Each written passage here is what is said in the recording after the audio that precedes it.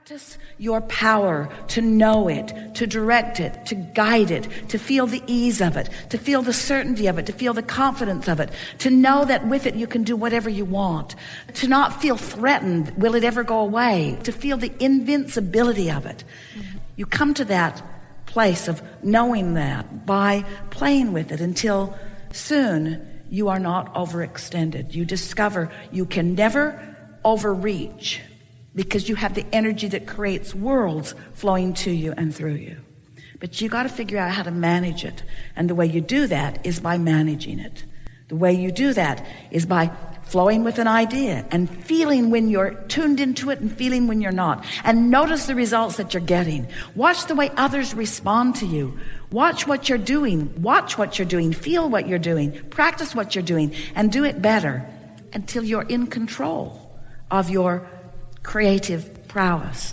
Esther knew as soon as she got behind the wheel of that car, she needed to figure it out. So she went around a curve, and the curve said 45 miles an hour, and Esther said, okay. So she went 45 and thought, that was easy. So she looped around. It was only a mile down the road and back. She looped around, took the same off-ramp again at 55, and said, that was fun too. She went down and took the mile and came back and took the same curve at 65, and then at 75, and then at 85. Because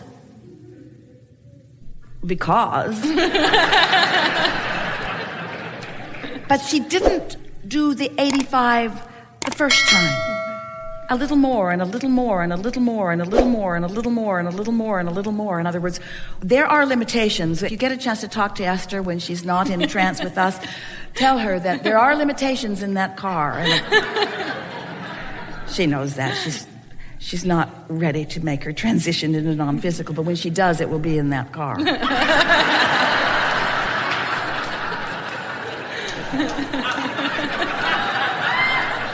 You're all glad that there's only one seat there, aren't you, next to her? And it has a suitcase in it. Yeah. When there is an idea that comes up or a thought that comes up, when it's active, it'll come up 20, 30 times in a day. And it'll come in as just as a passing. I want to know, do I have to work with it? Well, the work to do is to enjoy the thought when it comes. And don't contrive it. Don't try to make more of it. Focus on being the receiver of it rather than the creator of it. That really is something that we are really talking about here, isn't it? Be the receiver of it. Because step one is you created it through the contrast that you lived. You already asked for it.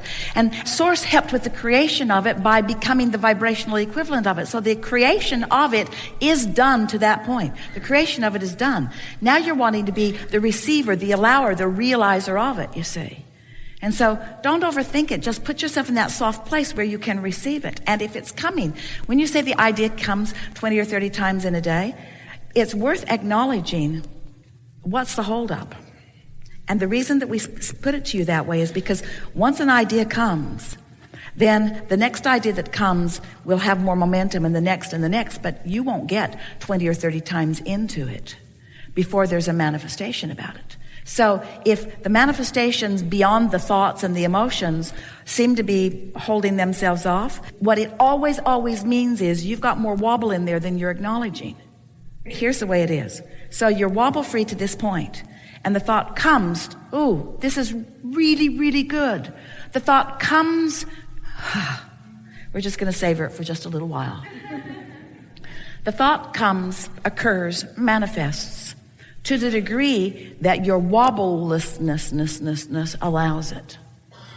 So let's say that you're wobble free to here. You haven't stayed wobble-free all the way to here, so the momentum hasn't really taken you into that high-flying place. But you're wobble-free to here. So the idea comes to there, but that's as far as you go. So the idea comes to there, but that's as far as you go. Are you with us on this? So the idea comes to there, but that's as far as you go. Because you've been introducing enough wobble that the momentum doesn't take you to here and to here and to here and to here. See, once you get on this track, this is what we want you to hear. In the wobble-free understanding and application, you can move from an idea all the way to manifestation. Instant manifestation is something that is livable, it's doable, it is achievable. If you can conceive of something that you want, You can realize it completely and are to the degree that your wobble freeness is allowing it. So a good way to say it, if somebody says, how's that coming along? Pretty good, but clearly I've got a wobble in there, up the trail a little bit. I'm good to this point, and I'm good to this point. Must be good to this point because that's where I keep thinking about it. It keeps coming here, here, here, here, here, here. But it's got to move to the next level. Everything has to move to the next level, or it's not working in the way that it is intended. Nothing stands still in this dynamic universe. Nothing stands still. So you are moving toward or away from what you really want. This is really worth talking about, isn't it? So what about, wouldn't it be nice if, isn't it nice that it is exactly as we are about to speak it to you? So here you are. You're on the leading edge of all of this. You're wobble free because you want to be. You're wobble free because you like it that way. You're wobble free because you practice it that way. You're wobble free because you care more about how you feel than anything else. You're wobble free because you practice it. You're wobble free because it feels good. You're wobble free because you'd rather feel good than not feel good. You're wobble free because you've been there. You're wobble free because you believe you can be wobble free. You're wobble free because you like it. And there you are in this leading edge of wobble free thought. And then a new idea comes and you wobble just a little bit. What are you going to do about it? You're going to deal with the wobble right now at the first inception of the first wobble. We would. So that what begins to happen is the ideas just keep coming and coming and coming and coming. You will never stagnate. And the new ideas will never cease to come. So first there is the thought. Start again. First there is the vibration. Start again. First there is the emotion. Start again. First there is right here where I stand, and it doesn't matter what you call it. First there is right here where I stand, and it doesn't matter what I call it. Here I am, offering a thought, yeah, I call it a thought. Offering a vibration, yeah, I call it a vibration. Offering emotion, yeah, let's hold in on the emotion. Here I am feeling this. Here I am feeling this in response to thoughts and vibrations that might be obvious to me, might not be obvious to me, but if it feels good, I like this. So now I focus in on the thought. I focus in on the thought of the feeling. And then momentum begins to ensue. And then a thought comes to me. So Abraham, are you saying for the first time ever in all of the universe, visiting with physical friends, that at the point that you call it a thought, it is a vibration that has been realized? Yes. Abraham, are you saying we're good all by ourselves, if you noticed? Are you saying an emotion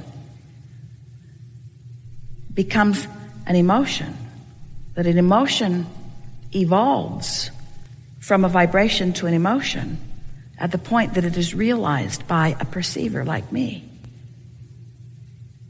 Are you saying that vibration is all around, and that we are translating vibration into meaningful, tactile things that we are calling thoughts and emotions, but they are all vibrations that we are receiving because our point of attraction has put us in the place of calling them in?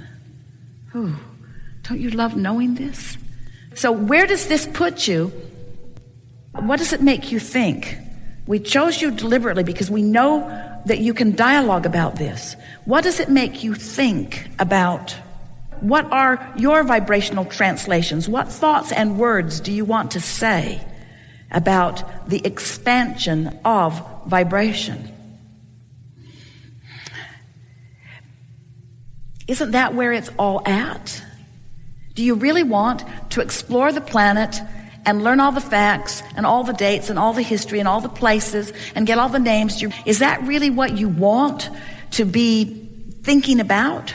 Or do you want to be a perceptual transmitter and receiver, and do you want to acknowledge the power of vibration? And if you've decided that you want to acknowledge and harness and flow this powerful vibration, which the entire universe is built upon, can you acknowledge that you can be a transmitter or a receiver of vibration? You are a transmitter or a receiver of vibration. Which matters most? Your reception or your transmission? It's a trick question. Be careful. They are equally powerful and important because in co-creation, if a vibration vibrates in the forest and there's no one there to hear it, did it really vibrate? So, if there are thoughts that are transmissions, and if there are thoughts that you are receiving, and they are all important to the mix, then here's the question that we really want to ask you, and we know that you're ready to answer it.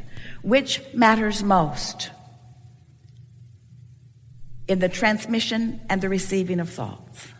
The thought itself, or the alignment with the desire and source? Do you ever want to think a thought again just for the sake of thinking the thought? Do you want to have conversations about facts, or do you first want to assess if you are receiving a thought that source is transmitting? Stay with us, because there are thoughts being transmitted all over the place. There are people transmitting thoughts that are telling you that your planet is in peril. There are thoughts that are being transmitted that are saying that you are unworthy or that you are inappropriate. There are thoughts being transmitted about all kinds of things. But if you are accepting that there are thoughts that are transmitted and thoughts that are being received, and you understand that both are important, don't you first want to put yourself in the receptive mode of aligning with thoughts that the source within you is thinking, is knowing? And then once you're in vibrational alignment, once you've received that transmission, once you're on that signal, then begin thinking your thoughts. Now we're right out here in a leading edge where we have never been before. And we are answering questions that you've been asking, because we know that you've been pondering this. You've been wondering, well, Abraham, first you said that I create my own reality. So you made me believe that I should just get out there and think. So I was out there thinking thoughts, and I go, cancel, trying to suck that thought back, because I could feel that that wasn't a thought that I wanted to think, that I wanted to manifest. And then you started telling me that while I do create my own reality, that really what I ought to be doing is receiving, that I ought to be in the mode of allowing. And so I started paying attention to the way I feel. Now you're talking about the wobble, and now I don't know, Abraham, am I supposed to be thinking these thoughts, or am I supposed to be receiving thoughts that somebody else is thinking? What's the deal here? Well, here's the deal. You want to tune to the frequency of who you are, and then collectively collaborate with the source within you in the creation of that which comes next.